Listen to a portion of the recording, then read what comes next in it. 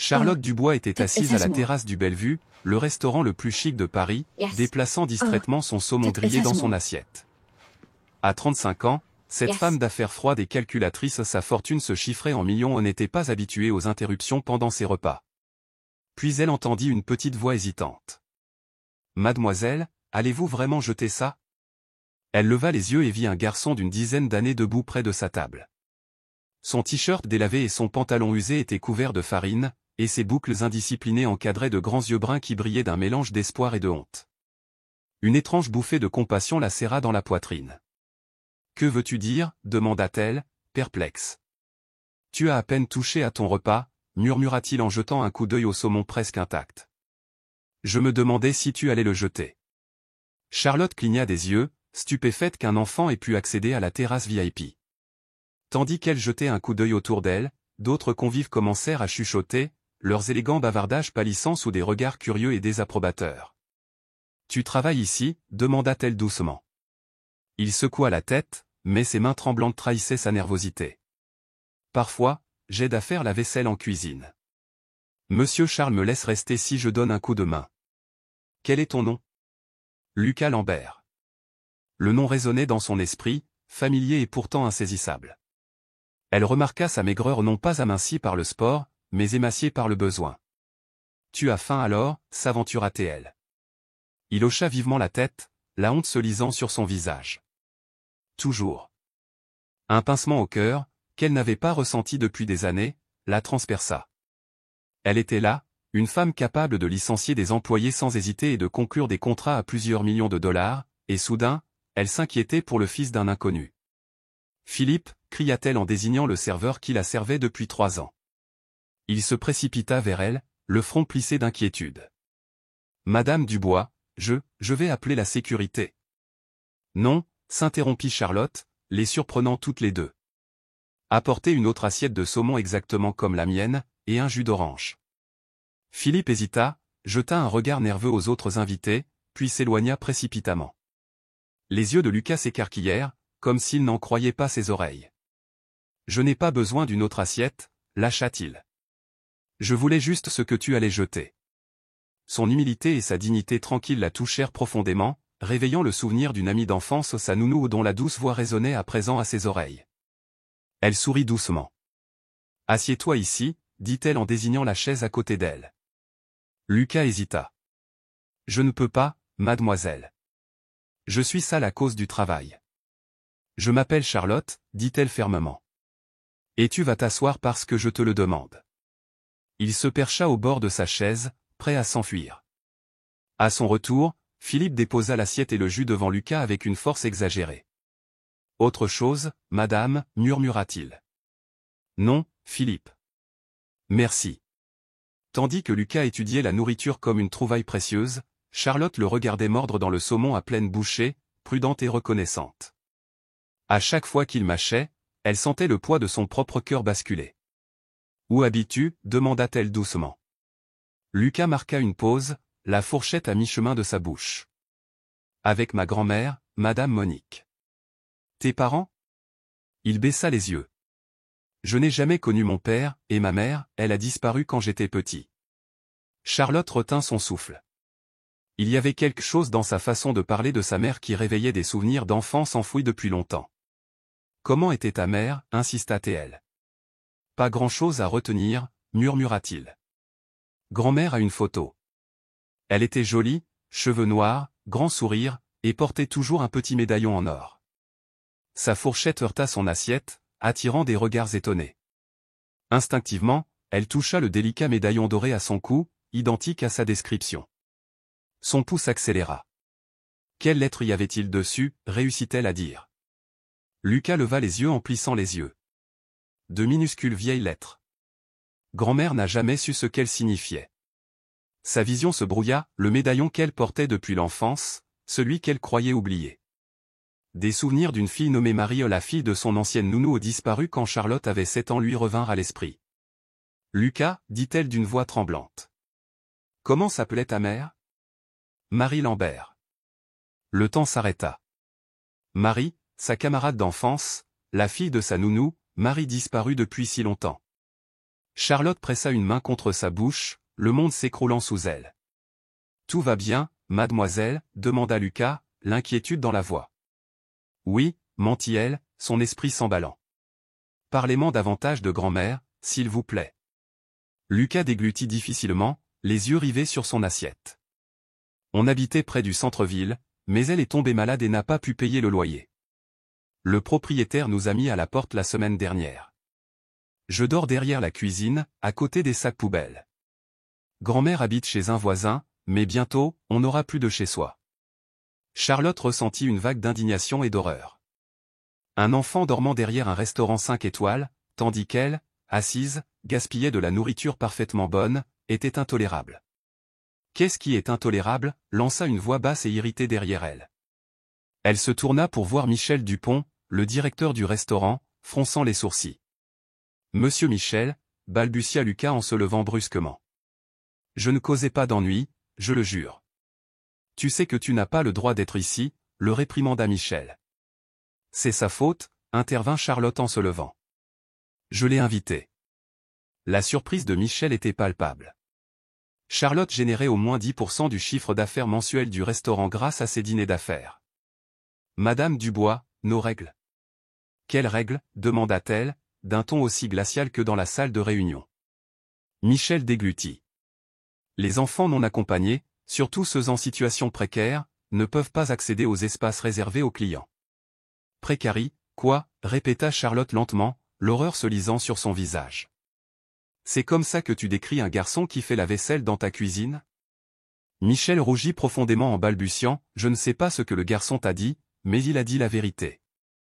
Une voix lasse perça l'attention.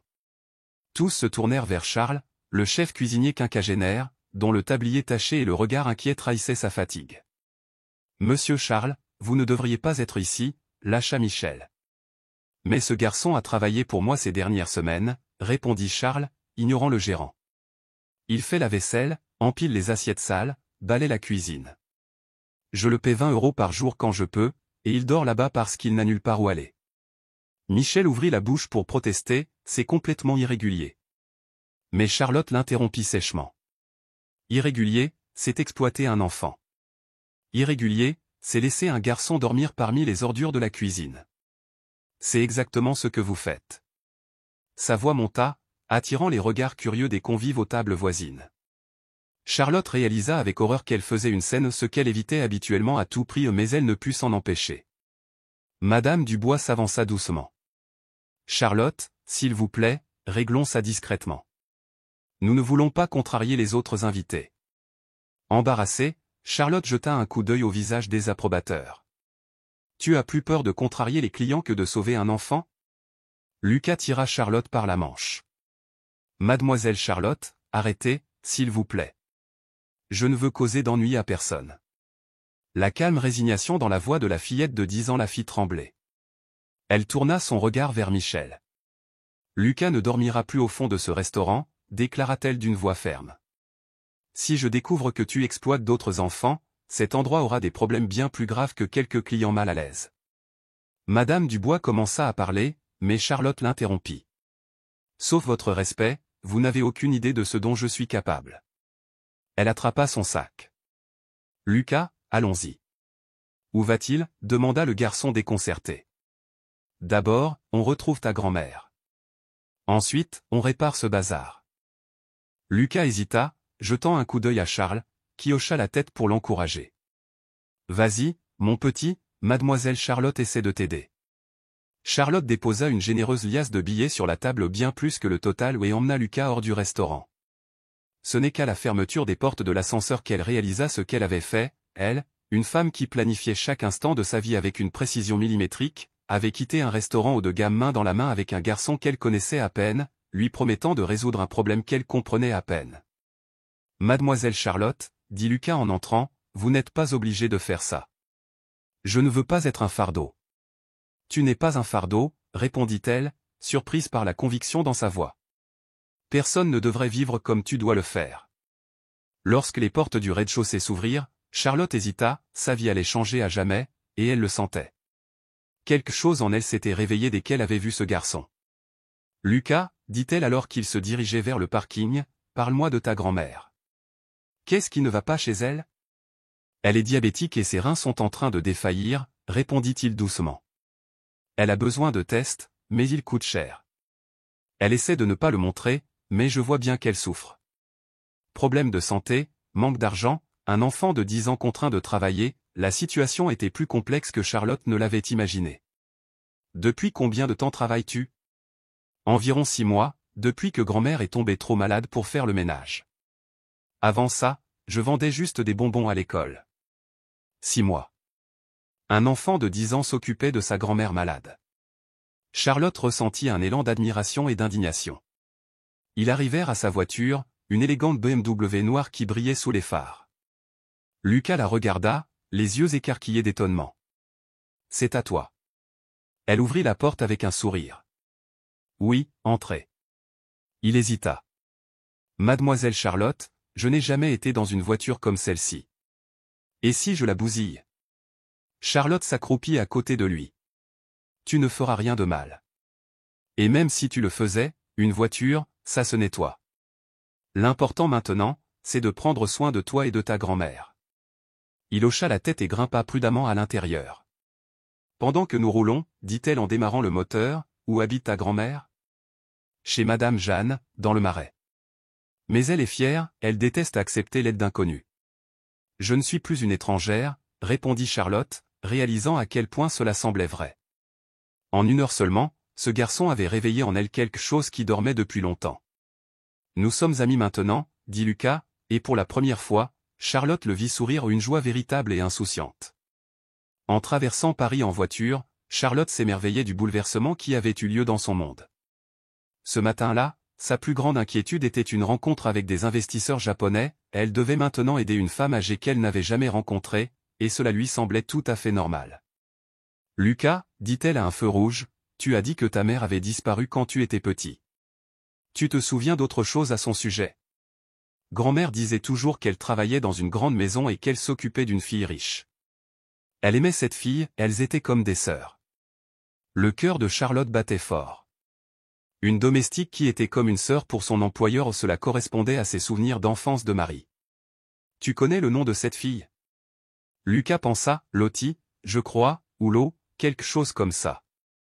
Lottie, c'était le surnom que Marie me donnait quand j'étais enfant, dit Charlotte, luttant pour garder son calme. Ce n'est pas une coïncidence. Elle a encore une photo d'eux, dit Lucas. C'est ce qu'elle a de plus précieux, avec le collier de ma mère. Les doigts de Charlotte se crispèrent sur le volant. Si son intuition était bonne, Lucas n'était pas un simple garçon, il pouvait être le fils de Marie. Ils s'arrêtèrent dans une rue étroite bordée de maisons modestes, le linge flottant au vent, les pavés irréguliers sous leurs pieds à des années-lumière du quartier huppé de Charlotte. Elle se gara et regarda autour d'elle. « Madame Jeanne attend, » dit doucement Lucas. « Mais on ne peut pas rester trop longtemps, son fils n'aime pas les visites. » Il frappa selon le code convenu, 3 coups rapides, une pause, 2 coups plus lents. « Petit Lucas, » appela une voix chaleureuse. « Entre, mon enfant. » La porte s'ouvrit sur une femme gracieuse d'une 60aine d'années, les cheveux gris attachés en un chignon lâche. Son sourire accueillant se transforma en surprise à Charlotte. « Bonjour, » dit gentiment Charlotte. « Je m'appelle Charlotte Dubois. Lucas m'a parlé des problèmes de sa grand-mère et j'aimerais l'aider. » Les yeux de Madame Jeanne s'emplirent d'inquiétude et de curiosité. « Que as-tu fait, ma chère? »« Tout va bien, madame, » dit Lucas doucement. « Mademoiselle Charlotte m'a offert un repas et souhaite vous rencontrer. »« Entrez, entrez, » insista Madame Jeanne en s'écartant avec un soupir de soulagement. Madame Monique était assise tranquillement dans le salon. La maison était petite, mais propre et bien entretenue. Dans le coin salon sobre, sur un vieux fauteuil bien rembourré, reposait une dame d'environ 70 ans. Même malade, on sentait qu'elle avait été autrefois d'une beauté saisissante. Ses yeux marron clairs, tout comme ceux de Lucas, s'illuminèrent desquels vit son petit-fils. « Mon ange, » murmura-t-elle d'une voix frêle, « tu es rentré tôt aujourd'hui. »« Grand-mère, voici mademoiselle Charlotte, » présenta doucement Lucas. « Elle veut nous aider. » Madame Monique regardait Charlotte avec un mélange de gratitude et de suspicion, une femme qui avait appris à se méfier des promesses des riches. « Enchantée de vous rencontrer, Madame Monique, » répondit Charlotte en s'avançant respectueusement. Lucas m'a informé de votre situation et j'aimerais en discuter avec vous. Assieds-toi à côté de moi, l'invita Madame Monique en tapotant le canapé à côté de sa chaise. Je t'apporte du café. Ne vous inquiétez pas, dit Charlotte, mais Madame Jeanne se dirigeait déjà vers la cuisine. Lucas m'a dit que tu n'étais pas bien, commença Charlotte avec une douce prudence. C'est vrai, soupira Madame Monique. J'ai un diabète qui ne s'améliore pas, et maintenant mes reins sont en train de lâcher, mais ce n'est pas nouveau pour une vieille femme comme moi. Et les tests, insista doucement Charlotte. Lucas a dit qu'ils étaient chers. Madame Monique ferma les yeux et expira profondément. Oui. J'ai besoin d'une série d'examens pour savoir si je peux subir une opération du rein, mais cela coûte près de 2000 € et je ne suis même pas sûr que mon assurance la prenne en charge. Pour Charlotte, 2000 € représentaient moins qu'une simple visite chez le coiffeur. Mais pour cette famille, c'était un obstacle insurmontable. Madame Monique, dit Charlotte en choisissant soigneusement ses mots, j'aimerais contribuer au financement de ces examens. L'expression de la vieille dame se durcit aussitôt. Ma chère, dit-elle froidement, je ne sais pas pour qui vous me prenez, mais je refuse la charité. Ce n'est pas de la charité, répondit rapidement Charlotte. C'est un investissement. Madame Monique haussa un sourcil, incrédule. Lucas est très brillant, a expliqué Charlotte. Je dirige une entreprise et je suis toujours à la recherche de talents. Considérez cela comme un investissement dans son avenir. Madame Monique étudia longuement et attentivement le visage de Charlotte. Vous recherchez la satisfaction d'aider une famille qui mérite une chance, a-t-elle demandé. Grand-mère, intervint Lucas, mademoiselle Charlotte est quelqu'un de bien. Elle m'a invité à déjeuner au restaurant et a même tenu tête au gérant lorsqu'il s'est montré impoli envers moi. Madame Jeanne revint avec le café et s'assit à proximité, visiblement intéressée. Continuez, Charlotte, incita Madame Monique. Puis-je vous poser une question personnelle? Charlotte hocha la tête. Lucas a dit que sa mère avait disparu quand il était petit. Pourrais-tu m'en dire plus? Le visage de Madame Monique devint solennel. Pourquoi voulez-vous savoir? Parce que je crois que j'ai peut-être connu Marie. Un silence tendu s'installa. Madame Monique fixait Charlotte avec une intensité nouvelle, comme si elle cherchait à voir au-delà de ses traits. Comment as-tu connu ma fille? Demanda-t-elle. Si c'est bien la Marie que je crois, répondit Charlotte, elle travaillait pour ma famille quand j'étais enfant. Nous étions amis. Quel était le nom de sa famille? Charlotte Dubois. Les yeux de Madame Monique s'écarquillèrent et elle serra sa poitrine. Charlotte, tu me connais, murmura-t-elle. Marie parlait tout le temps de toi, continua Charlotte, les larmes aux yeux. Tu étais la personne la plus importante dans sa vie. Elle disait que tu étais comme une petite sœur pour elle. Les larmes de Madame Monique brillaient. Que lui est-il arrivé? Pourquoi a-t-elle arrêté de travailler pour nous? Demanda-t-elle d'une voix amère. Ma mère, votre fille, l'a renvoyée, révéla la vieille femme. Sans explication, sans prévenir. Marie était enceinte de 3 mois. Charlotte se tourna vers Lucas, qui écoutait dans un silence stupéfait. Elle attendait un enfant, dit doucement Madame Monique. Votre mère a dit qu'elle ne voulait pas qu'une employée enceinte ternisse la réputation de la famille. Marie a beaucoup souffert. Madame Monique, je vous jure que je ne le savais pas, sanglota Charlotte. Si je l'avais su, vous n'étiez qu'une enfant. Tu ne pouvais pas savoir, répondit doucement la vieille dame.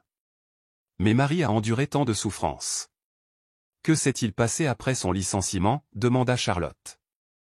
Elle a essayé de trouver du travail, mais sa grossesse l'a rendu presque impossible. Elle a trouvé quelques petits boulots, mais cela ne suffisait pas à payer le loyer ou à se nourrir. Quand Lucas est né, elle a vécu ici avec moi. Et puis elle a disparu. La voix de Charlotte tremblait. Madame Monique échangea un bref regard avec Jeanne.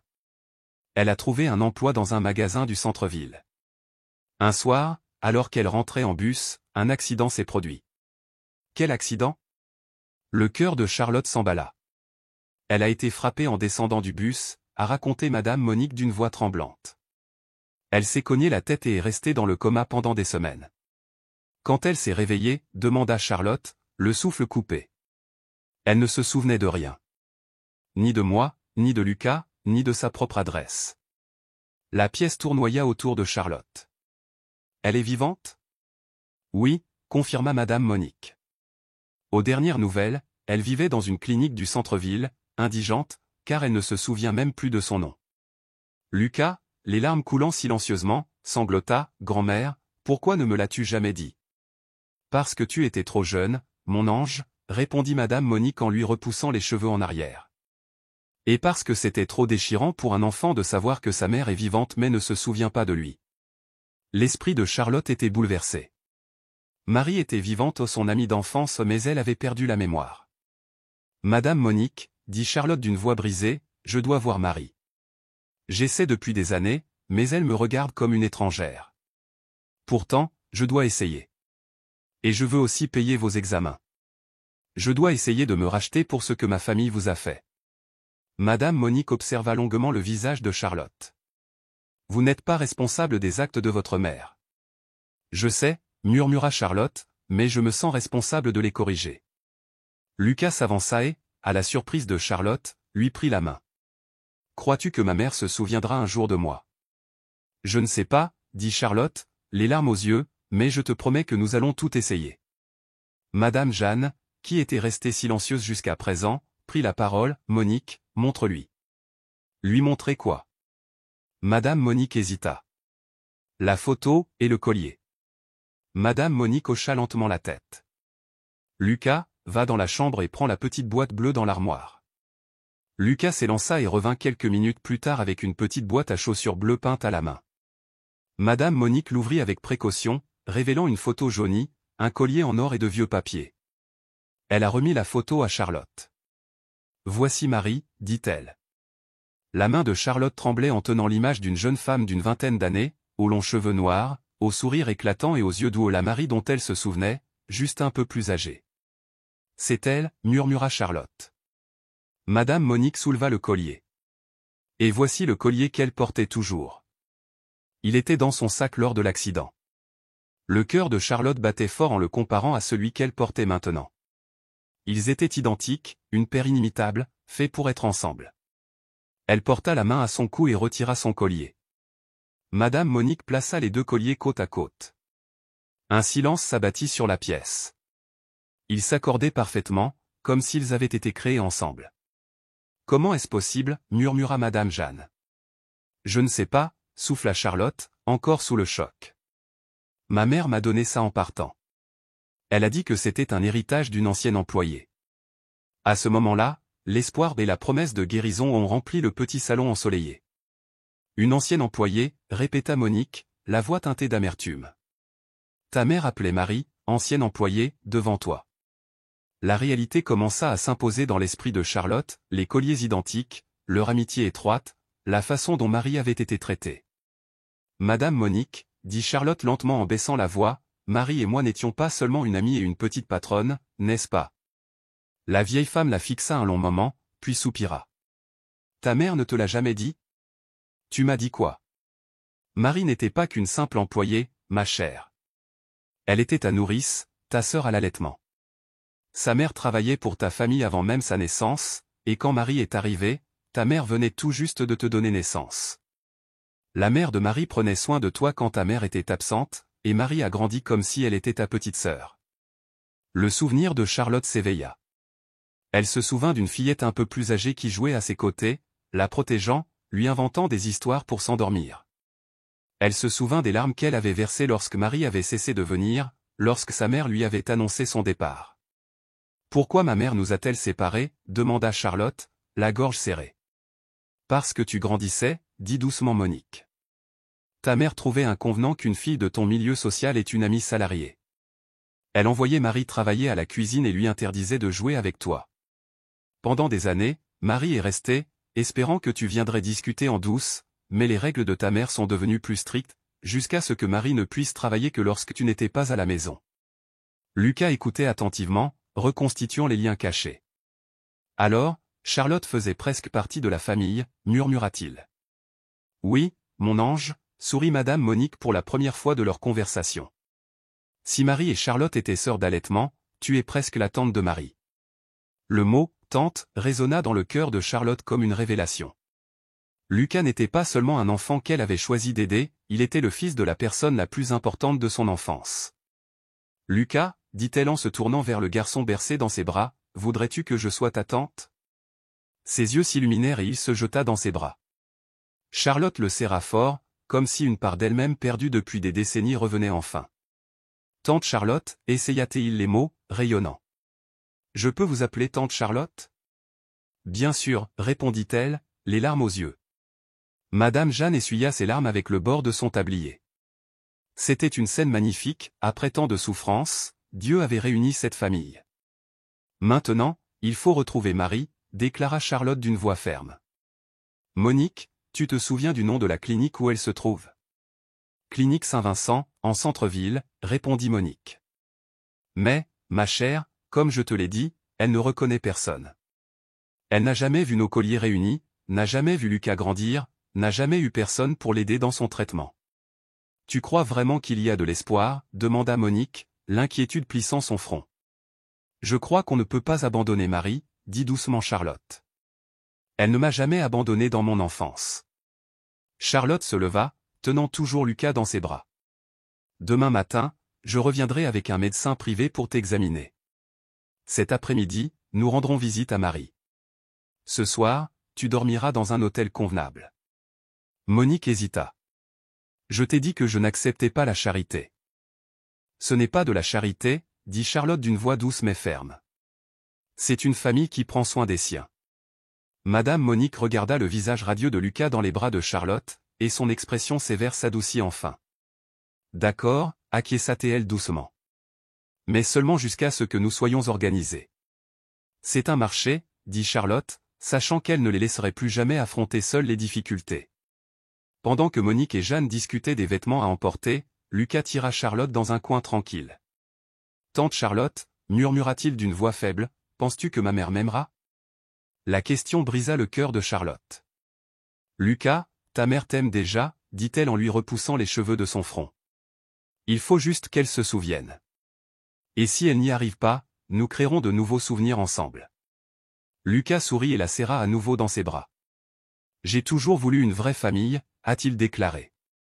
Maintenant tu en as un, murmura-t-elle en embrassant le haut de sa tête. Le lendemain matin, Charlotte arriva chez Madame Jeanne accompagnée du docteur Robert Martin, l'un des meilleurs néphrologues de Paris. Durant la nuit, elle avait tout mis en œuvre pour obtenir un examen urgent pour Monique. Lucas attendait à la porte avec un t-shirt propre et d'autres vêtements de base que Charlotte avait achetés pour lui et Monique. Tante Charlotte, s'écria-t-il en se précipitant dans ses bras. Bonjour, mon ange, dit-elle en le serrant dans ses bras.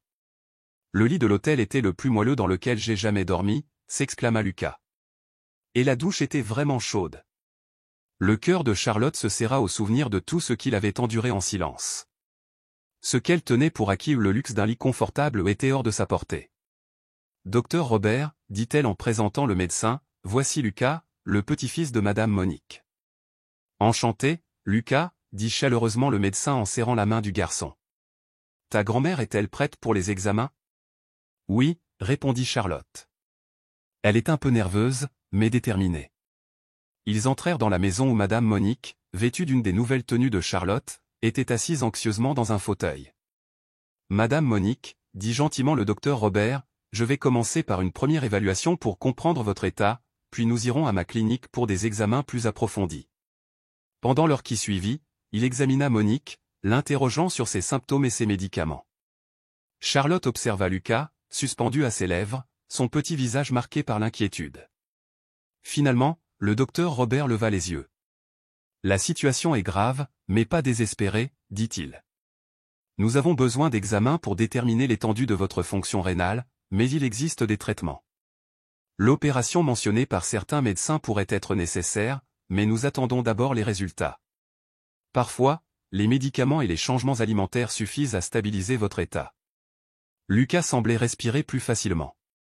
Docteur, quand grand-mère pourra-t-elle passer les examens, demanda-t-il. Charlotte lui serra la main. Aujourd'hui, dit-elle. Il a déjà tout organisé. Les examens de ta grand-mère auront lieu cet après-midi dans sa clinique entièrement équipée. 2 heures plus tard, ils arrivèrent à la clinique moderne du docteur Martin. Lucas traversa sur la pointe des pieds les couloirs lumineux et rutilants, visiblement impressionné. Pendant que Monique subissait ses examens, Charlotte et Lucas attendaient dans la salle de réception. Le garçon feuilletait des magazines, mais ne les lisait pas vraiment. Lucas, dit doucement Charlotte, es-tu nerveux? Un peu, admit-il. Mais si les examens révèlent que grand-mère est très malade, nous l'aiderons du mieux que nous pourrons. L'important, c'est qu'elle reçoive les meilleurs soins maintenant. Tante Charlotte, puis-je te demander quelque chose, dit-il soudain. Bien sûr, mon amour. Qu'est-ce qu'il y a? Pourquoi fais-tu tout ça pour nous? Je sais que tu as dit qu'on était une famille, mais tu n'étais pas obligé. Charlotte s'arrêta, son regard fixé sur son visage sérieux. Parce que la famille, dit-elle finalement, c'est pour toujours. Quand j'étais petite, ta mère était la personne la plus importante au monde pour moi. Elle me protégeait, jouait avec moi et me réconfortait quand j'étais triste. Quand elle est partie, j'ai eu l'impression d'avoir perdu une partie de moi-même. Et maintenant que je t'ai retrouvé, c'est comme si j'avais retrouvé un peu de Marie. Tu m'as rappelé combien il est merveilleux de prendre soin de quelqu'un qu'on aime. Lucas sourit et se blottit contre le bras de Charlotte. Tante Charlotte, tu crois qu'on peut aussi aider ma mère? J'espère bien. Cet après-midi, nous irons la voir. Charlotte marqua une pause, sentant son inquiétude. Tu as peur? Et si elle me regarde et ne ressent rien? Et si elle ne se souvient vraiment de rien? La voix de Lucas tremblait. Charlotte le serra plus fort. Alors, on sera patient. On essaiera encore et encore jusqu'à ce qu'elle se souvienne. À ce moment précis, le docteur Robert apparut dans la salle d'attente, le visage mêlant inquiétude et espoir. Il s'assit à côté d'eux et dit doucement, les nouvelles sont mitigées. Son diabète est gérable grâce à des médicaments, mais ses reins sont gravement atteints. C'est grave, demanda Charlotte, le cœur battant. Elle aura besoin de dialyse 2 fois par semaine pour filtrer son sang, et peut-être d'une greffe plus tard si nécessaire. Pour l'instant, grâce à la dialyse et aux médicaments, votre grand-mère peut mener une vie relativement normale.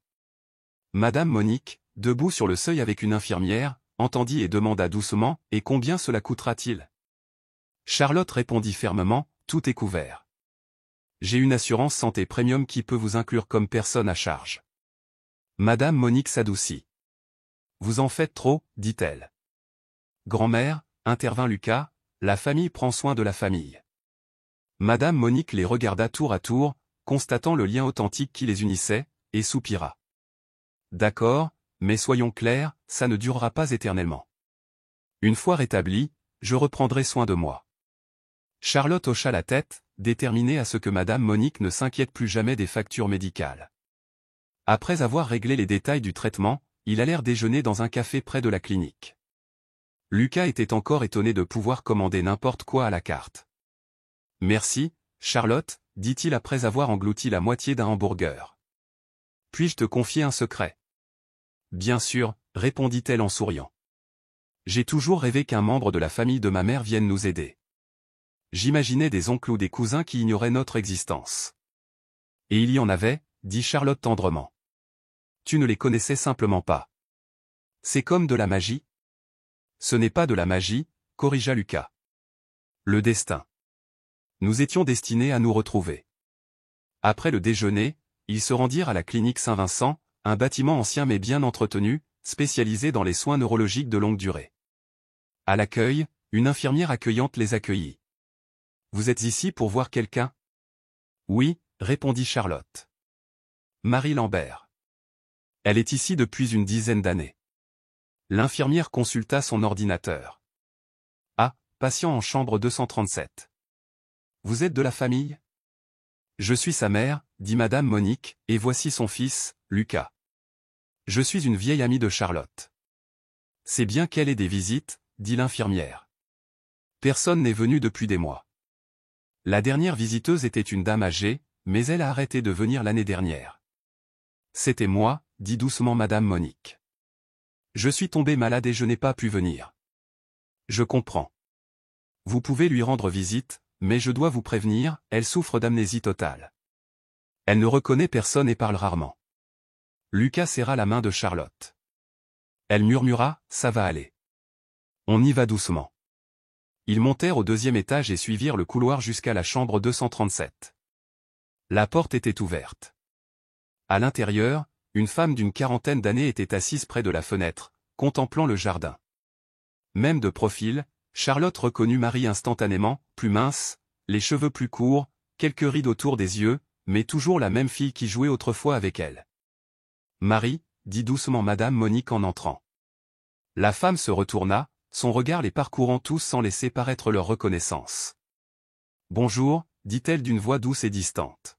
« Vous venez me rendre visite ?»« Oui, ma fille » dit Madame Monique en s'approchant lentement. « Comment te sens-tu ?»« Je vais bien. »« Êtes-vous de la famille ?» La question a brisé le cœur de tous les participants.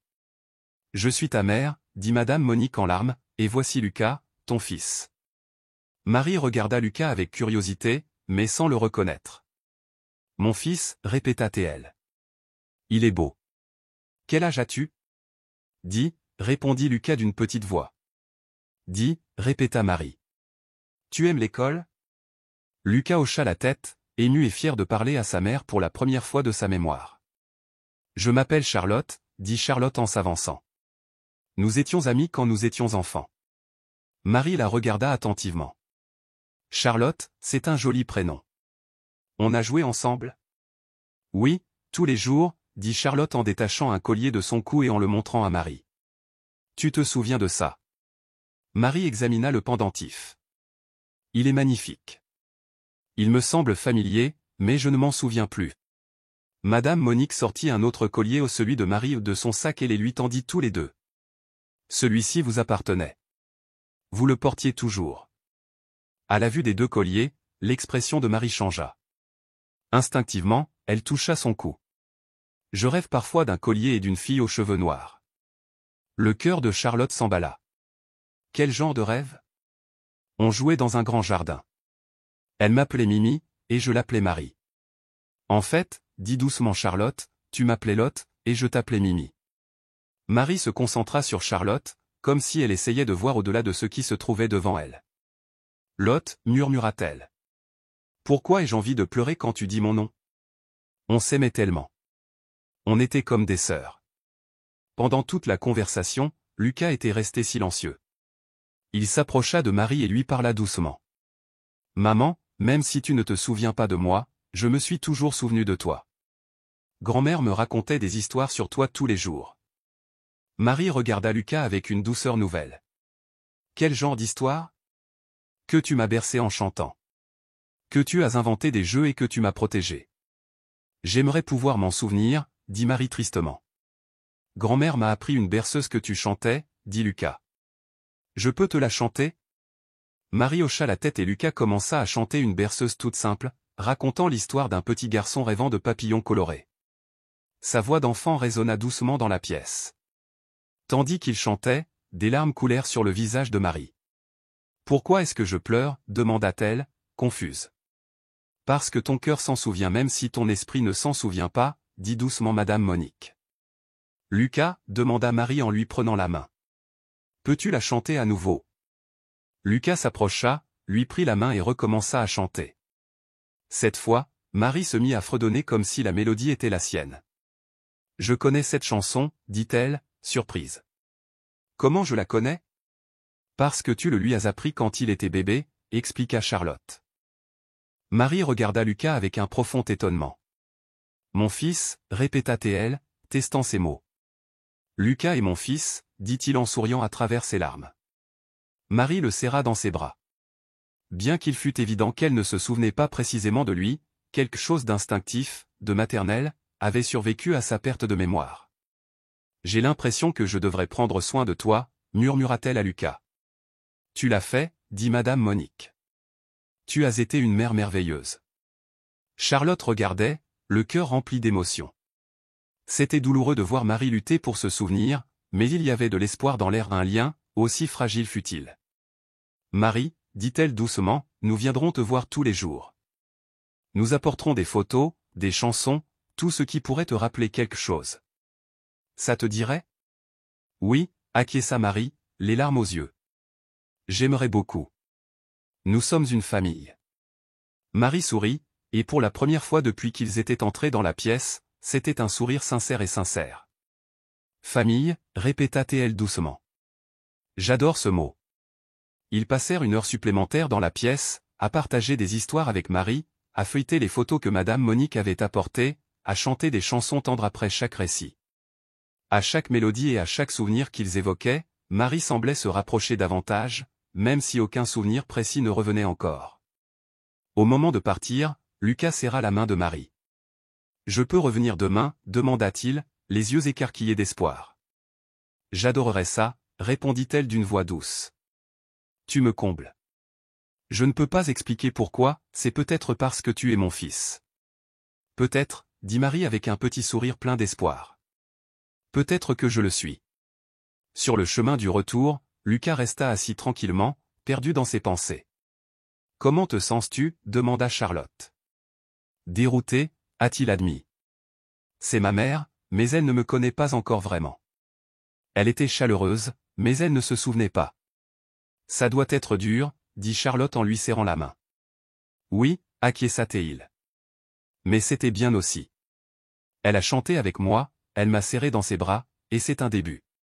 Rome ne s'est pas faite en un jour, lui rappela Charlotte. Les choses importantes prennent du temps. Ta mère a perdu 10 ans de souvenirs. Il lui faudra peut-être du temps pour les retrouver, ou peut-être jamais.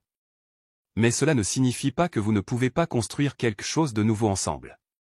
Tu penses qu'elle pourrait vivre avec nous un jour, demanda Lucas. D'abord, nous allons nous efforcer de l'aider à aller mieux autant que possible, expliqua Charlotte. Et nous devons aussi prendre soin de ta grand-mère. Merci de m'avoir trouvé, murmura Lucas à Charlotte. Merci de m'avoir permis de te trouver. Ce soir-là, après avoir accompagné le petit Lucas et Madame Monique à leur hôtel, Charlotte rentra à son appartement la tête qui tournait. En moins de 48 heures, sa vie avait complètement changé. Elle décrocha le téléphone. Claude, annule tous mes rendez-vous de la semaine prochaine tous, même la réunion avec les investisseurs japonais. Et j'ai besoin que tu me trouves des informations sur un accident de voiture survenu il y a 10 ans et impliquant une femme nommée Marie Lambert. C'est pour une affaire juridique, très personnelle. Sur ce, Charlotte sortit sur son balcon, contemplant les lumières de la ville. Pour la première fois depuis des années, l'argent et les affaires lui semblaient insignifiants. Un enjeu bien plus important était en jeu, le petit Lucas dormait en sécurité dans un hôtel décent pour la première fois depuis des mois, Madame Monique recevait enfin les soins médicaux dont elle avait besoin, et Marie, seule dans cette clinique, luttait pour reconquérir une vie volée par un cruel accident. Sa famille était brisée, mais réunie. Et Charlotte était déterminée à les aider à se reconstituer. Son téléphone sonna, interrompant ses pensées. Un numéro inconnu. Allô ? Charlotte, c'est moi, Lucas. Lucas ? Comment as-tu eu mon numéro ? Madame Monique a appelé votre assistante. Je voulais juste vous dire bonsoir. C'est si gentil. Comment vas-tu ? Mieux. Et devine quoi ? J'ai rêvé que je jouais avec toi et ma mère dans un immense jardin.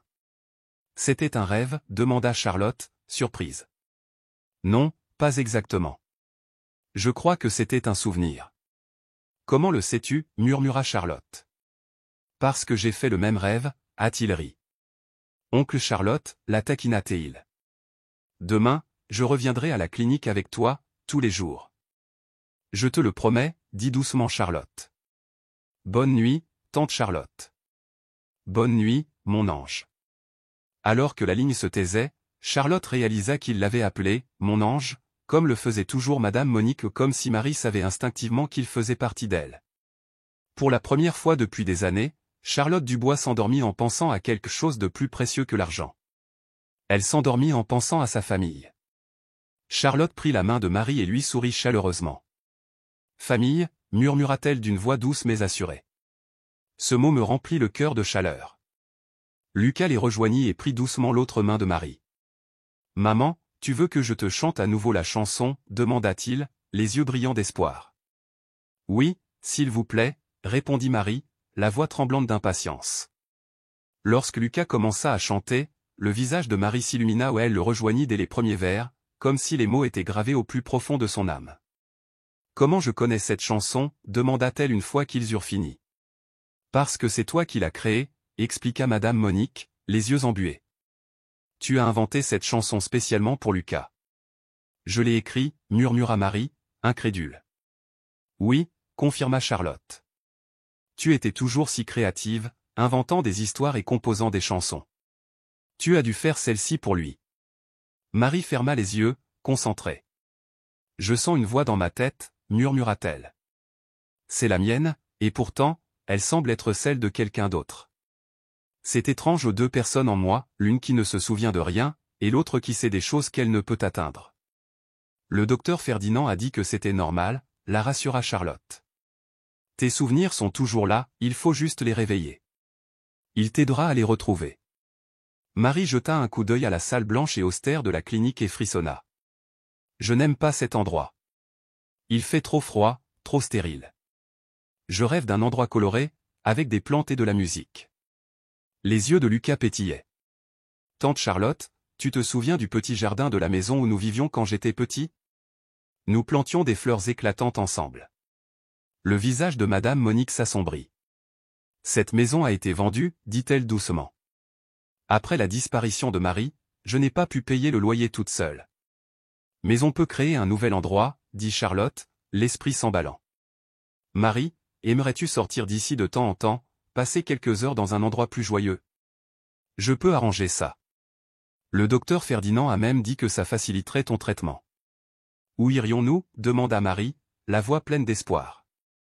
Charlotte regarda Lucas et Madame Monique. Nous avons une maison, une vraie maison, dit Lucas d'un ton enthousiaste. Aujourd'hui, annonça Charlotte, je vais nous trouver une maison, un endroit où vous pourrez être ensemble, où Marie pourra venir nous rendre visite, où nous pourrons vraiment être une famille. Lucas fronça les sourcils. Ça ne va pas coûter cher, s'inquiéta Théil. Charlotte sourit et lui ébouriffa les cheveux. Parce que toi, ta mère et ta grand-mère êtes les personnes les plus importantes de ma vie.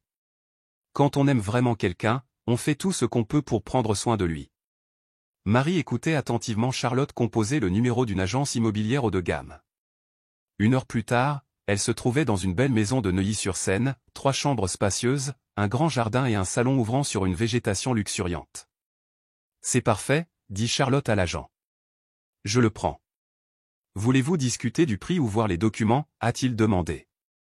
Pas besoin, répondit-elle avec assurance. Envoyez les documents à mon avocat. Je veux les clés aujourd'hui. Ce soir-là, lorsque Lucas et Madame Monique rentrèrent à l'hôtel, Charlotte les accueillit avec une joyeuse nouvelle. Demain, nous ne retournerons pas à l'hôtel. Quoi? Demanda Lucas, les yeux écarquillés. Demain, répéta-t-elle, nous rentrons à la maison. Notre maison. Que veux-tu dire? Balbutia Lucas. Je nous ai acheté une maison, annonça Charlotte. Un endroit où toi et Madame Monique pourraient vivre, où Marie pourra venir nous rendre visite, toi, moi, nous tous ensemble. Lucas resta silencieux un instant, puis des larmes coulèrent sur ses joues. Tante Charlotte, tu nous as acheté une maison entière? Oui, répondit Charlotte d'une voix brisée. Avec un jardin et tout le nécessaire. Parce que tout le monde mérite un foyer et toi, tu mérites plus que tout. Les yeux de Madame Monique brillèrent. Ma chère, je ne sais comment vous remercier. Pas besoin de te remercier, répondit Charlotte. Je devrais plutôt te remercier de m'avoir permis de faire partie de la famille. Lucas la serra dans ses bras. Tante Charlotte, quand je me réveillerai demain, est-ce que ce sera encore réel? Ce sera réel, promit-elle. Tous les jours à partir de maintenant. Le lendemain matin, ils allèrent chercher Marie à la clinique pour une excursion expérimentale. Marie serra fermement la main de Lucas dans la voiture. Et si ça ne me plaît pas, murmura-t-elle. Alors on y retourne, dit doucement Charlotte. Sans pression. À leur arrivée, Marie sortit lentement, son regard parcourant la maison. C'est magnifique, dit-elle doucement. Et il y a tellement de plantes. Tu aimes les plantes? Demanda Lucas. Marie hocha la tête. Je crois que oui. Il me donne envie de prendre soin d'eux. À l'intérieur, Marie se promenait de pièce en pièce, touchant les murs, respirant le parfum des fleurs, se prélassant dans la lumière du soleil qui traversait les fenêtres. Cet endroit me fait me sentir en sécurité, a-t-elle déclaré. C'est pour ça qu'on l'a fait, sourit Madame Monique. C'est chez vous, chez nous. Lucas corrigea doucement, la maison de toute notre famille. Marie s'affala sur le canapé du salon, les yeux brillants. Je peux venir ici quand je veux. Toujours, dit Charlotte. Et quand tu seras prête, tu pourras rester pour toujours, quoi qu'il arrive à ta guérison. Les larmes de Marie coulèrent à nouveau, mais cette fois, c'étaient des larmes de soulagement. J'ai tellement peur, admit-elle. J'ai peur de ne jamais être une vraie mère pour Lucas. J'ai peur de ne pas pouvoir te rendre tout ce que tu as fait pour moi. Lucas s'assit à côté d'elle et lui prit la main. Maman, tu es déjà une vraie mère quand tu chantes pour moi, quand tu me prends dans tes bras, quand tu t'inquiètes pour moi. C'est ça, être une mère. La voix de Marie tremblait. Mais je ne me souviens pas de ton enfance, de tes premiers mots, de tes premiers pas. Alors, nous ferons de nouvelles premières, dit Charlotte. C'est la première fois que tu entres dans une maison qui t'appartient vraiment. C'est ton premier dimanche en famille ici, ton premier repas partagé dans cette cuisine. Marie sourit à travers ses larmes. Un nouveau premier instant, murmura-t-elle. J'adore. Ils passèrent le reste de la journée à explorer, à aménager les chambres et à cuisiner ensemble. Marie révéla un talent naturel en cuisine, elle assaisonnait les plats avec une habileté instinctive qui faisait rayonner Madame Monique. Tu as toujours eu un don pour la cuisine, dit-elle. Je sais cuisiner, dit Marie avec une confiance retrouvée. La fin de l'après-midi arriva trop vite, et il était temps de ramener Marie à la clinique. Elle s'attarda à la porte. Je peux rester un peu plus longtemps? Pas aujourd'hui, dit Charlotte. Le docteur Ferdinand a été clair, pas d'excès lors des premières visites. Mais vous reviendrez demain, promis. Et je t'apprendrai d'autres chansons, ajouta Lucas. Et grand-mère te montrera de vieilles photos. Et nous cuisinerons à nouveau ensemble, conclut Madame Monique. Marie leva les yeux vers eux, l'espoir brillant dans ses yeux. J'ai hâte. Charlotte entoura chacun d'eux de ses bras et Marie les embrassa un par un avant de monter dans la voiture. Merci de m'avoir donné une famille, murmura Marie, la voix tremblante de gratitude. Tu en as toujours eu un, répondit doucement Charlotte. On s'est juste perdu l'un pour l'autre pendant un moment. La semaine suivante, ils s'installèrent dans une routine réconfortante. Chaque matin, Charlotte prenait le petit Lucas dans ses bras et le conduisait à l'école privée où elle l'avait inscrit, à 2 pas de leur nouvelle maison. Chaque après-midi, ils allaient chercher Marie à la clinique et passaient des heures dorées ensemble, emplissant les salles de rire et de conversations douces. À l'école, Lucas s'est épanoui. Pour la première fois de sa vie, il n'avait plus à se soucier de l'argent pour les goûters, les fournitures scolaires, ni de savoir s'il y aurait un repas chaud à la maison. Il pouvait tout simplement être un enfant insouciant. Marie, elle aussi, fit des progrès remarquables. Jour après jour, de petits fragments de son passé refirent surface non pas des souvenirs précis, mais les compétences et les préférences qui la définissaient autrefois. Elle se souvenait comment Charlotte aimait son café, où les épices étaient rangées dans la cuisine, et quelles chansons Madame Monique aimait écouter. Ces souvenirs procéduraux ou des habitudes gravées dans son cœur refirent surface comme les murmures d'un rêve. Le docteur Ferdinand appelle cela la mémoire procédurale, expliqua Charlotte à Lucas un après-midi. C'est ce que notre corps et nos émotions retiennent, même si notre esprit conscient ne s'en souvient pas. Une part de ta mère a toujours su qui j'étais. Puis, un jeudi soir tranquille, la première révélation arriva. Marie aidait Lucas à faire ses devoirs de mathématiques lorsqu'il fronça les sourcils en voyant un problème. Je ne comprends pas, maman, soupira-t-il, exaspéré. Voyons voir, dit Marie en se penchant sur son carnet. Imagine que. Elle marqua une pause, le visage figé. Qu'est-ce qu'il y a, demanda Lucas, la voix inquiète. Je me souviens t'avoir aidé à résoudre ce problème. Tu avais 6 ans et tu avais du mal avec les chiffres. Je t'ai montré à compter sur tes doigts. Les larmes lui montèrent aux yeux. Tu étais si fier quand tu as résolu le problème et tu m'as embrassé sur la joue en me disant que j'étais la mère la plus intelligente du monde. Les yeux de Lucas s'écarquillèrent. Tu t'en souviens. Je me souviens de ton sourire, murmura-t-elle. Je me souviens de ton odeur après le bain. Je me souviens de la fierté que j'éprouvais d'être ta mère. Bouleversé, Lucas se jeta dans ses bras, les larmes de joie se mêlant au rire. Un vrai souvenir, pas juste une sensation, confirma Marie. Un souvenir rempli de détails. Elle regarda Charlotte, l'émerveillement dans les yeux. Et vous savez ce qui est le plus incroyable? Ce souvenir m'a donné l'impression qu'une partie de moi qui dormait s'était réveillée. Cette nuit-là, pour la première fois depuis 10 ans, Marie a demandé à rester à la maison plutôt que de retourner à la clinique. Le docteur Ferdinand m'a dit que lorsque je me sentirais prête, je pourrais essayer de dormir ici, a-t-elle expliqué. Et aujourd'hui, demanda doucement Charlotte. Je me sens prête, répondit Marie. Je veux dormir à côté de mon fils. Je veux me réveiller et le regarder prendre son petit déjeuner. Je veux être vraiment sa mère. Le visage de Lucas s'illumina. On va faire du popcorn et regarder un film avant d'aller se coucher. Quel genre de film aimes-tu? L'aventure, sourit Marie, mais rien de trop effrayant. Moi non plus, ajouta Charlotte, émerveillée. Comment savais-tu ça de moi? Parce que tu te souviens de qui tu es, dit Madame Monique en embrassant sa fille. Cette nuit-là, Lucas s'endormit paisiblement au son de la berceuse de sa mère et, pour la première fois depuis des décennies, Charlotte s'endormit dans une maison remplie d'amour familial. Mais tout n'était pas réglé.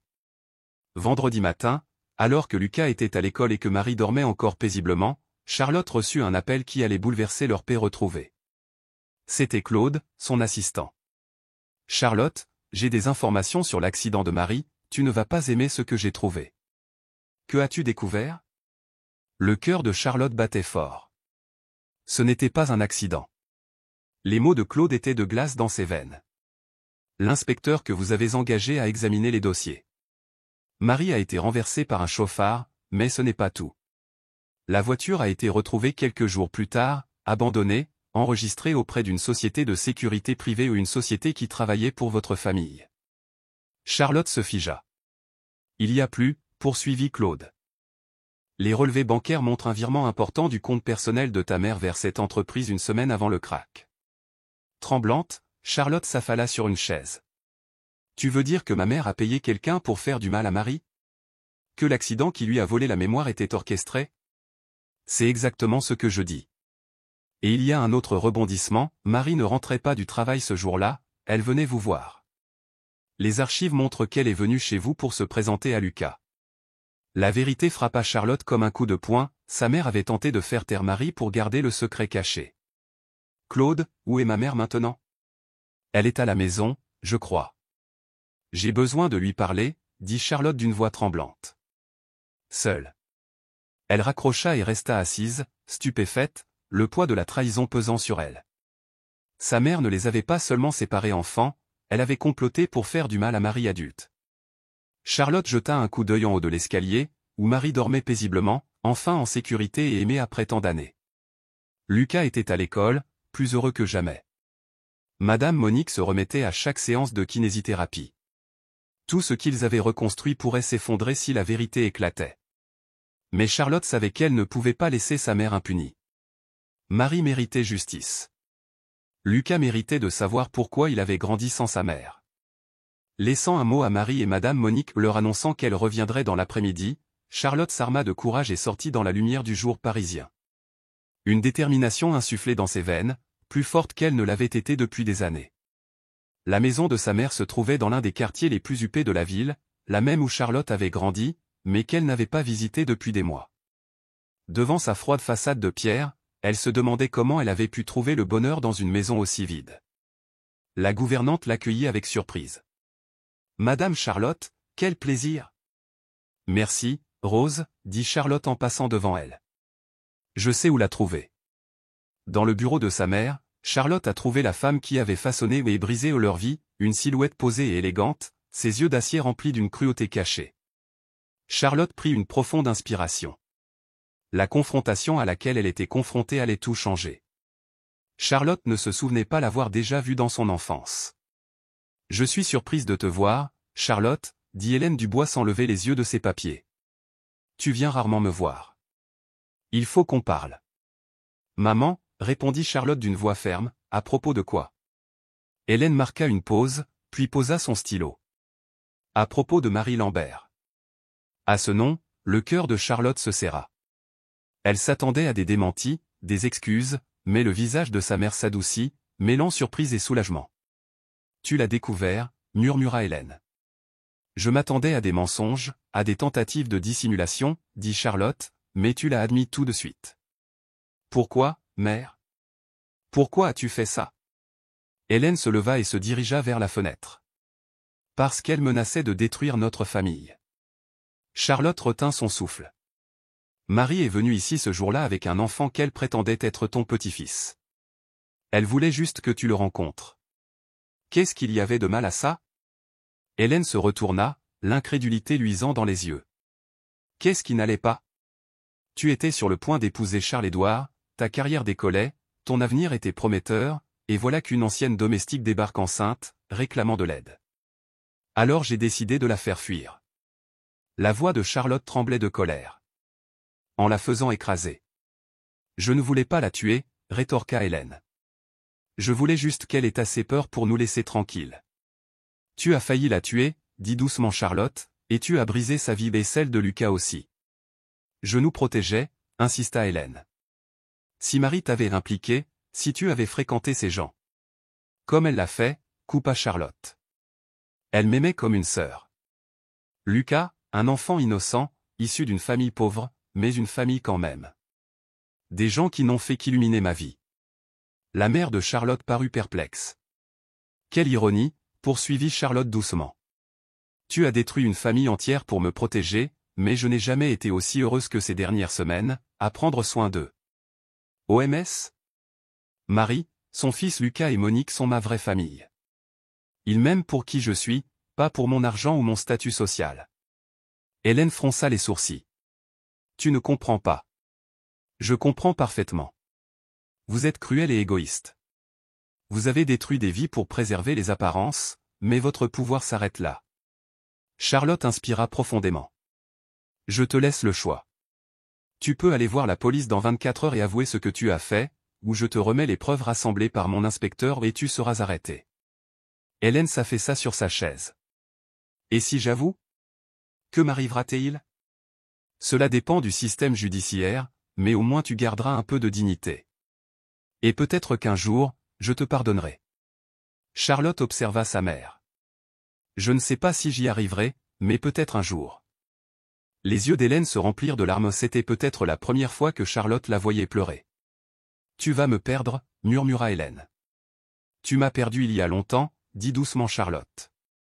Le jour où tu nous as séparés, Marie et moi, tu ne t'en étais tout simplement pas rendu compte. Charlotte se tourna vers la porte.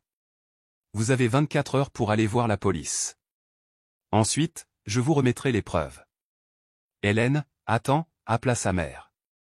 Charlotte s'arrêta sur le seuil. Il y a encore une chose que tu dois savoir. Qu'est-ce que c'est? Marie n'était pas seulement ton amie d'enfance. Je sais, des nourrices, dit faiblement sa mère. Non, elle était bien plus que ça. Le cœur de Charlotte battait fort. Marie était ta demi-sœur, la fille de ton père et de la bonne. Le monde semblait s'effondrer sous les pieds de Charlotte. Tu mens. C'est la vérité, dit doucement Hélène. Ce jour-là, Marie est venue non seulement pour Lucas, mais aussi pour te dire qui elle était vraiment et qui est vraiment Lucas. La voix de Charlotte tremblait. Lucas est mon neveu. Hélène hocha la tête. Tu mérites la vérité. Je savais que si tu choisissais Marie, tu la choisirais plutôt que moi. Charlotte ferma les yeux, les images de leur rire et larmes partagées revenant à la mémoire. Tu avais raison. Je l'ai choisi. Sans un mot de plus, elle quitta la maison. Sur le chemin du retour, Charlotte se repassa chaque révélation, Marie, non seulement une amie d'enfance, mais sa sœur, Lucas, non seulement un garçon qu'elle avait aidé, mais son propre neveu. Ce n'était pas de la gentillesse ou de la nostalgie qu'elle avait ressentie, mais de la reconnaissance de la famille. À son arrivée, Marie se tenait dans la cuisine en train de préparer le déjeuner, Monique à ses côtés, toutes deux riant doucement. « Salut Charlotte », dit Marie chaleureusement. « Comment s'est passée ta matinée ?» C'était révélateur, répondit Charlotte. Elle hésita, puis croisa le regard curieux de Marie. Il y a quelque chose que je dois te dire, à propos de nos familles, de ce que nous sommes vraiment l'une pour l'autre. Marie se détourna du fourneau. Que veux-tu dire? Viens t'asseoir avec moi, l'invita Charlotte. Et toi aussi, Monique. Tu mérites la vérité. Pendant 20 minutes, Charlotte a dévoilé tous les détails, la liaison de son père avec la mère de Marie, leur lien de sang, la tentative d'Hélène d'effacer Marie de leur vie. Quand elle eut fini, le silence retomba dans la cuisine. Marie prit la parole la première, les larmes aux yeux. Alors, tu es vraiment ma sœur? Oui, par le sang. Et Lucas, c'est mon neveu. Oui. Marie pleurait doucement. Je savais au fond de moi qu'il y avait quelque chose de spécial entre nous. Même sans souvenir, j'ai toujours senti que tu faisais partie de moi. Monique, stupéfaite, murmura, Marie a toujours dit que vous étiez sœurs, mais je n'aurais jamais imaginé que c'était littéral. C'est vrai, confirma Marie d'une voix tremblante. Absolument vrai. Charlotte fixa Marie, la prise de conscience s'imposant entre elles. C'est pour ça que ma mère a agi comme ça, elle était terrifiée que je découvre la vérité sur Lucas, sur toi, sur notre lien de sang. Les yeux de Marie s'emplirent d'inquiétude. Que arrivera-t-il à ta mère? Elle se rendra, répondit doucement Charlotte. Elle devra assumer les conséquences de ses actes. La voix de Marie tremblait. Et nous? Que allons-nous devenir? Prenant les mains de Marie dans les siennes, Charlotte sourit à travers ses larmes. Nous serons la famille que nous avons toujours été censés être, toi, moi, Lucas et Madame Monique. Une vraie famille. Même si je ne retrouve jamais tous les souvenirs perdus, et même si toi non plus, nous savons maintenant que notre lien est plus profond que les souvenirs. Il est dans notre sang, dans notre amour, dans notre destin. Marie se jeta dans les bras de Charlotte, et elles s'accrochèrent l'une à l'autre comme les sœurs qu'elles avaient toujours été, et qu'elles pouvaient désormais pleinement devenir. Ma sœur, murmura Marie, goûtant le mot. Charlotte le répéta comme pour guérir une vieille blessure. Ma sœur. Cet après-midi-là, quand Lucas rentra de l'école, elles lui racontèrent tout. Son visage s'illumina d'une joie immense. Alors vous êtes vraiment sœurs? Oui, confirma Charlotte en le serrant dans ses bras. Et tu as maintenant deux mères, par le sang et par le cœur. Lucas bondit de joie. J'ai toujours rêvé d'une grande famille. Maintenant, j'ai une mère, une grand-mère, une tante et vous êtes sœurs. Ce soir-là, tous les trois enfin une famille au complet dînèrent ensemble, partageant tâches ménagères, soucis et rires. Tandis qu'ils faisaient la vaisselle côte à côte, Marie hésita. J'ai quelque chose à te demander. Qu'est-ce que c'est? Penses-tu que je peux être une bonne mère pour Lucas, même avec mes problèmes de mémoire? Charlotte lui serra la main. Tu es déjà une mère formidable. Regarde comme il t'aime, comme il te fait confiance. Être mère, ce n'est pas se souvenir parfaitement. C'est une question d'amour. Mais comme il y a tant de choses que j'ignore de lui, autant de moments que nous avons manqués, créons de nouveaux souvenirs ensemble. Ensemble, répéta Marie en souriant. J'adore ça. Le lendemain matin, Hélène Dubois se rendit à la police. Les médias couvraient l'affaire, mais Charlotte protégea Marie et le petit Lucas de la lumière des médias. La procédure judiciaire allait durer des mois, mais le plus important était que la vérité soit enfin révélée. Le lendemain, à l'école, Lucas apprit que sa grand-mère avait capitulé. Pendant ce temps, Marie commençait une thérapie avec le docteur Ferdinand, qui s'émerveillait de la façon dont la reconquête de son identité lui avait permis de découvrir des fragments de son passé. C'est comme si ce souvenir de qui elle est vraiment avait ouvert des portes dans son esprit, dit-il à Charlotte. Hier, elle se souvenait avoir appris à marcher à Lucas, aujourd'hui, elle se souvenait du jour de sa naissance. Les souvenirs reviennent, ce qui est un signe très prometteur. Combien de temps faudra-t-il pour qu'elle soit complètement rétablie, demanda Charlotte. Peut-être jamais complètement, a-t-il averti, mais elle a déjà tout ce dont elle a besoin pour une vie heureuse et épanouissante. Cet après-midi-là, Charlotte rentra chez elle et vit un spectacle réconfortant. Dans le jardin, Marie s'agenouillait auprès de Lucas, lui montrant comment planter des fleurs, tandis que Madame Monique observait à proximité, prodiguant de doux conseils. 3 générations enfin réunies. Tante Charlotte, cria Lucas en l'apercevant au portail. Regarde, maman s'est souvenue comment planter des rosiers. Vraiment? Marie se retourna en souriant. Et je me suis souvenu que tu avais toujours aimé les fleurs jaunes. C'est vrai, les rejoignit Charlotte, stupéfaite. Comment le saviez-vous? Les yeux de Marie brillaient. Pendant que je plantais, j'ai soudain vu une petite fille avec des couettes qui demandait à planter des fleurs jaunes, car elles étaient les plus belles. C'était toi. C'était vraiment le cas, murmura Charlotte. Maintenant, demanda doucement Marie, veux-tu m'apprendre à prendre soin de Lucas comme il le mérite? Tu le fais déjà, dit Charlotte, parce que tu y tiens.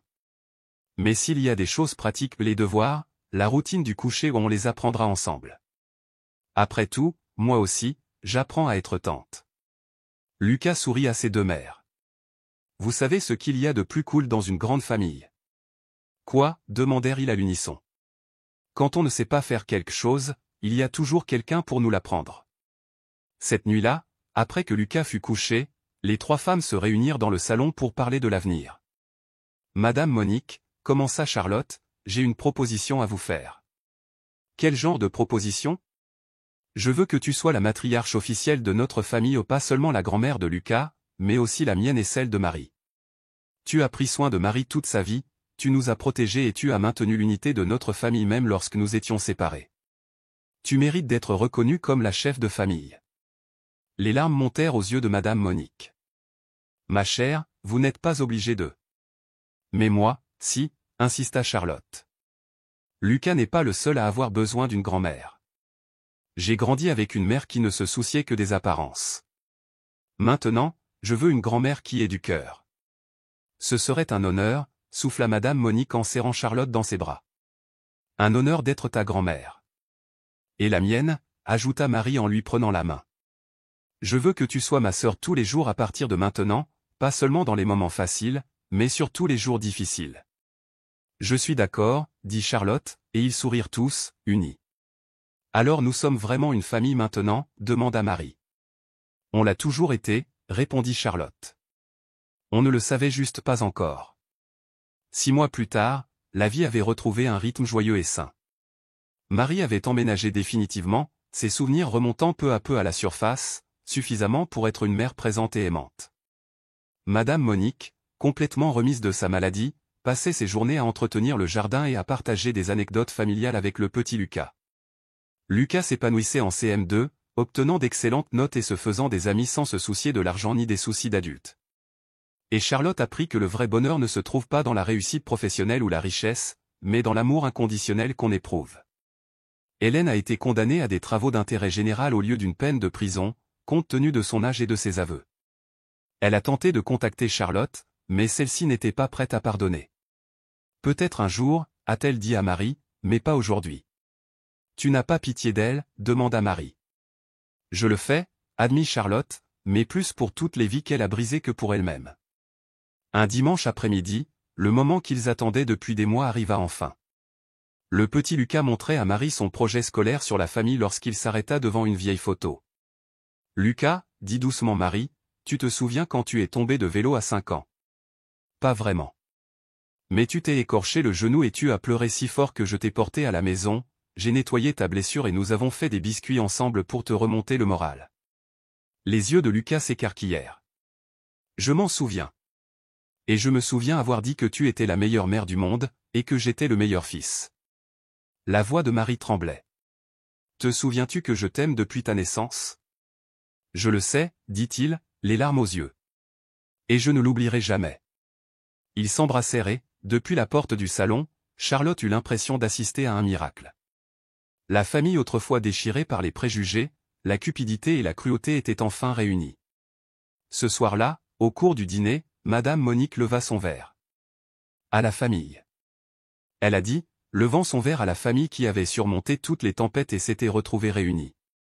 À la famille, répétèrent tous à l'unisson, et aux secondes chances, ajouta doucement Marie. Et à un amour plus fort que n'importe quel obstacle, compléta Charlotte, les yeux brillants. Aux mères qui n'abandonnent jamais, conclut le petit Lucas, la voix pleine de conviction. Lorsque le dîner fut terminé, Lucas les surprit tous avec une question. Tante Charlotte, est-ce que tu te marieras un jour, demanda-t-il. Pourquoi veux-tu savoir, rit-elle, sincèrement amusée. Parce que, répondit-il, si tu le fais, je veux que ce soit avec quelqu'un qui aime toute notre famille, quelqu'un qui comprend que nous sommes une unité inséparable. Charlotte gloussa, son cœur réchauffé par son sérieux. Si jamais je me marie, Lucas, ce sera exactement comme ça, promit-elle. Quelqu'un qui m'aime, mais qui nous aime aussi tous. Parfait, déclara-t-il en hochant la tête avec satisfaction. Parce que je ne laisserai plus jamais personne déchirer notre famille. Moi non plus, acquiesça Marie, sa main trouvant celle de Charlotte. Moi non plus, répéta Madame Monique. Plus jamais, jura Charlotte d'une voix ferme. Pour la première fois de leur vie, tous les visages autour de la table ont cru à cette promesse de tout leur cœur. L'histoire de la façon dont une simple question, puis-je manger ce que vous alliez jeter, a réuni 4 vies et les a changées à jamais allait être racontée pendant des générations. Pourtant, Pour eux, le plus beau cadeau n'était pas l'histoire elle-même, mais l'avenir qu'ils devaient désormais écrire ensemble, une famille réunie, entière et pour toujours. Qu'est-ce qui vous a le plus touché dans cette histoire de famille, de pardon et de retrouvailles? Marie a retrouvé ses souvenirs, et Lucas a enfin vu sa famille au complet. Partagez dans les commentaires le moment qui vous a le plus touché, et si vous croyez que l'amour familial peut surmonter tous les obstacles, aimez et abonnez-vous pour ne rien manquer du prochain récit touchant.